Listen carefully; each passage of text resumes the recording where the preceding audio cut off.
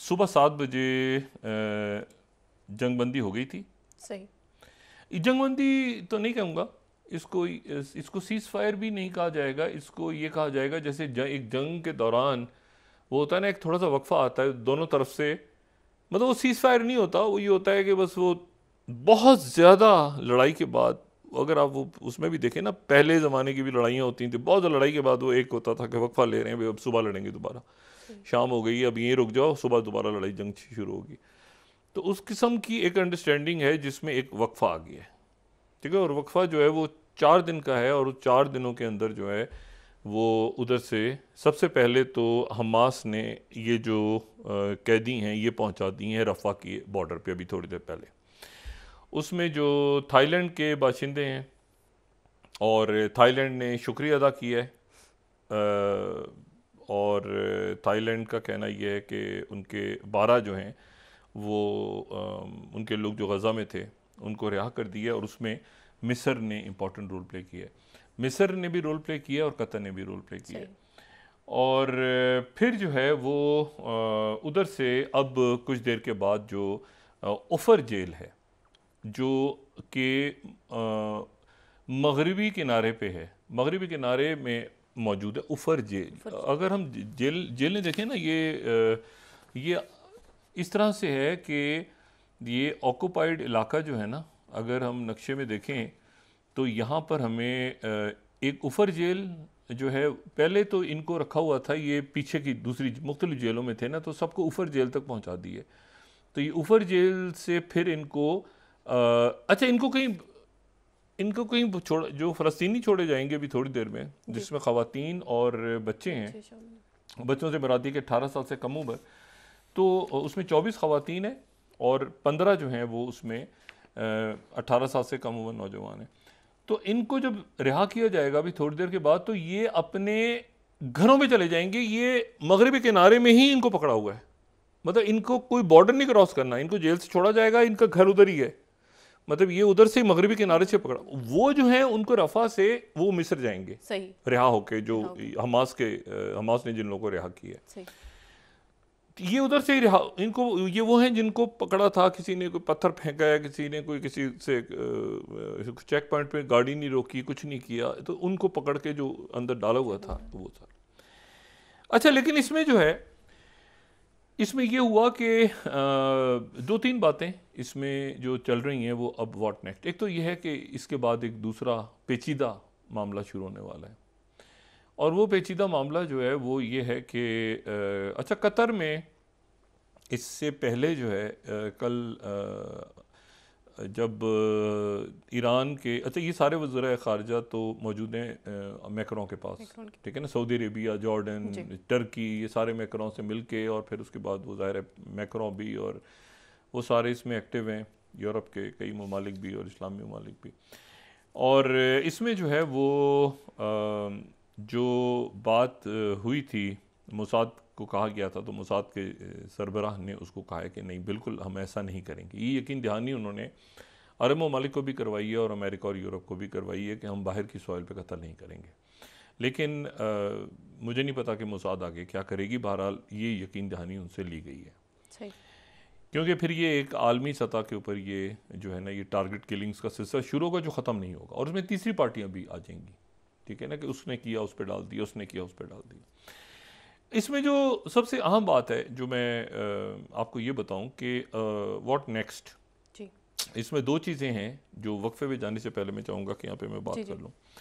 पहली बात तो ये है कि 2 शख्सियात इसमें, अब ये है कि आगे क्या होगा 4 दिन के बाद, ठीक है। उनका ख्याल हमास के जो सरबराह हैं इस्माइल हानिया, उनसे कल रात गए ईरान के वज़ीर ख़ारजा बैरूत में, जब उनकी मुलाकात ख़त्म हो गई सैयद हसन नसरुल्लाह से, तो रात को वो उन्होंने फ़्लाई किया एक ख़ुसूसी प्लेन में, और उस ख़ुसूसी प्लेन में वो वो फ़्लाई करके वो पहुँचे कतर, और सही। कतर में उनकी मुलाकात इस्माइल हानिया से हुई। इस्माइल हानिया जो है वो कतर में, अच्छा अब होगी इस तरह से रहा है कि एक मुल्क दूसरे मुल्क को अपना जहाज़ दे रहा है, यानी मिसाल के तौर पे अगर सऊदी अरेबिया के कुछ लोग हैं तो वो कतर के जहाज़ में फ़्लाई कर रहे हैं, ईरान के कुछ लोग हैं तो वो जो है वो उनको मिस्र के वो जहाज़ में फ़्लाई कर रहे हैं। मतलब इस तरह वो मतलब इस तरह से हो रहा है कि और उनके साथ दूसरे लोग भी बैठे हैं नेशनलिटीज़ के, कि ताकि कोई हिट करे तो ये ज़हन में रखे कि ये मामला ख़राब हो जाएगा। तो इकट्ठे मूवमेंट्स हो रही हैं इस वक्त बहुत से रहनुमाओं की सेफ्टी की वजह से। इसमें जो इशू है, इसमें पहले तो यह है कि मरवान बरगोती का क्या होगा। मरवान बरगोती जो है उनके बारे में मैंने कल बात आपसे की थी। 2006 से वो जो है वो मौजूद हैं और उनको महमूद अब्बास के आगे क़यादत किसकी होगी उसके तौर पे देखा जा रहा है, क्योंकि इसराइल ये कह रहा है कि हम यहाँ पर हमास को दोबारा नहीं आने देंगे। अच्छा, अमेरिकन्स ने एक बात की, अमेरिका की तरफ से एक बात आई और वो ये आई कि हम जो है वो यहाँ पे फ़लस्तीनी अथॉरिटी को देंगे। अब अच्छा, अब आगे क्या होगा इसके ऊपर मुख्तलिफ बातें चल रही हैं। एक तो अमेरिका देर से आया, जिसके ऊपर बड़ी शदीद तनकीद हो रही है कि उन्होंने पहले सीज़ फायर की बात नहीं की, ह्यूमैनिटेरियन पॉज और ये और वो और वीटो शीटो कर आके उन्होंने पूरा महीना गुजार के वो सकिन हुए, आखिर में चाइना और रशिया और बाकी आके उन्होंने ये सुलह सफाई करवाई। लेकिन इसमें इशू जो है वो ये है कि दो तीन बातें कि क्या होगा आगे, क्या हो। एक तो ये है कि जंग ये फैलेगी, एक तो ये ऑप्शन है जो कि नहीं होना चाहिए, नहीं होना चाहिए, नहीं होना चाहिए कि ये टारगेट किलिंग्स और ये और वो। उनके 14,000 14,500 से 15,000 शहादतें हो गई हैं। 14,500 से 15,000 में 7,000 बच्चे हैं। तो हमास आगे क्या करेगी और फ़लस्तीनी आगे क्या करेंगे और अरब ममालिक आगे क्या करेंगे और हिजबुल्लाह ने क्या करना है, वो अभी आगे का उनका वो अपनी प्लानिंग्स हैं जो किसी के साथ वो कभी डिस्कस नहीं करते। और उसकी वजह है, उसकी वजह जो है वो फिर मैं दोबारा बताता हूँ कि इस वक्त फ़लस्तीनी अथॉरिटी को आगे कौन लीड करेगा।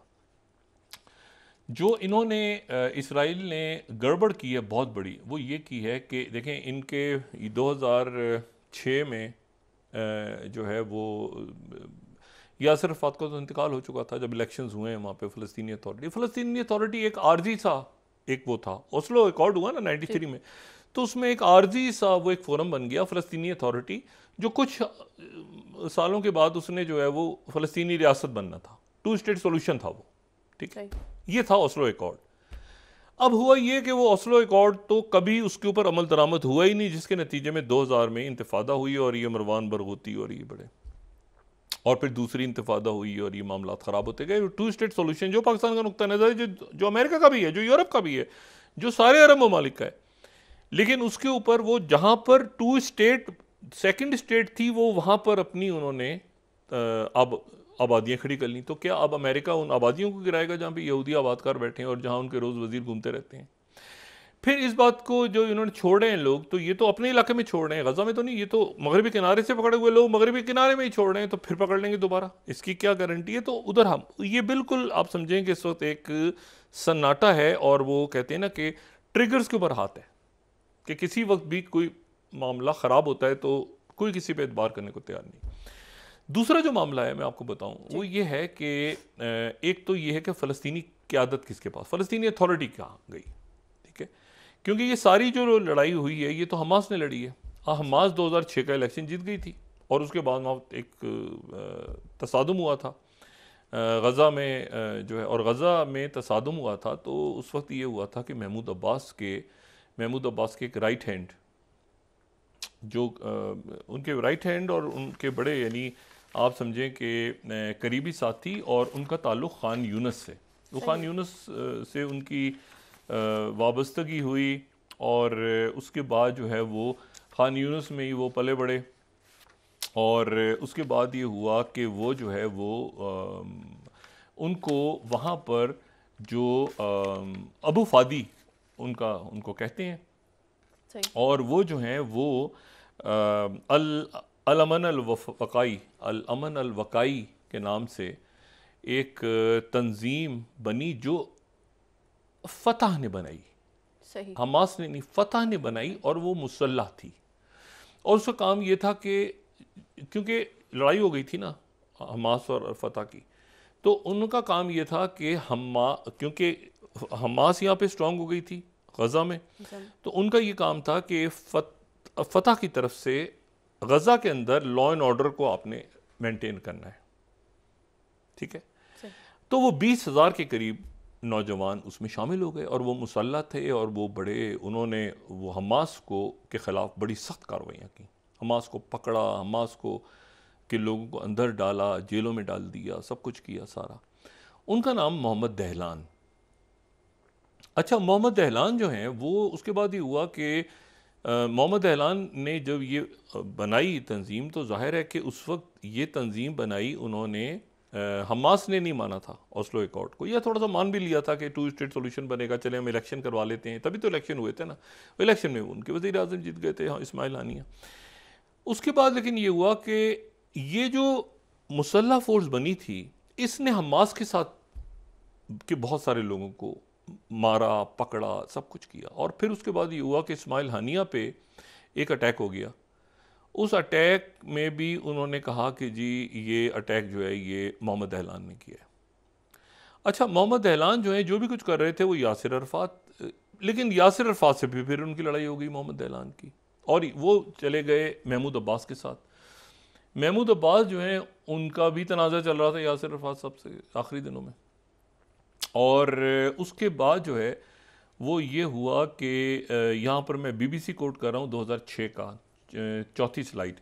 Hamas accuse rival of PM attack, ठीक है ना। उन्होंने, हमास ने जो है ये इल्ज़ाम लगाया है मोहम्मद दहलान पे कि उन्होंने अटैक किया है।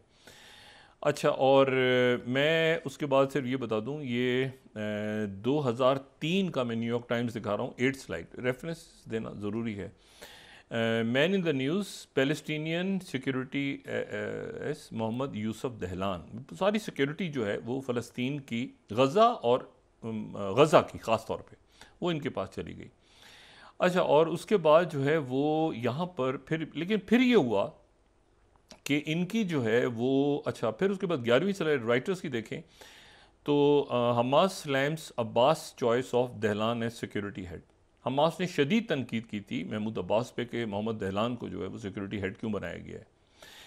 और तो ये मोहम्मद दहलान जो हैं वो इनका एक प्रॉब्लम चलता रहा बहुत ज़्यादा, और इनको जो है वो हमास ने कभी भी एक्सेप्ट नहीं किया। उसके बाद ये हुआ कि इनको महमूद अब्बास ने अपना मुशीर बना लिया। इसी दौरान एक नया पटाखा चल पड़ा, और वो नया, डेविड रोज़ एक बड़ा नाम, डेविड रोज़ जो सहाफ़त से आलमी सतह पे डेविड रोज़ को जानते हैं। डेविड रोज़ ने वैनिटी फेयर में एक मजमून लिख दिया, वो जो 5th स्लाइड, वो पटाखा चल गया। ये 2006 में 2006 में 7 में कहीं। और वैनिटी फेयर का वो जो मजमून है, जो 5th स्लाइड है, उसमें उन्होंने कहा कि जनाब ये मोहम्मद, अच्छा मोहम्मद दहलान जो है वो उन्होंने कहा कि जी ये तो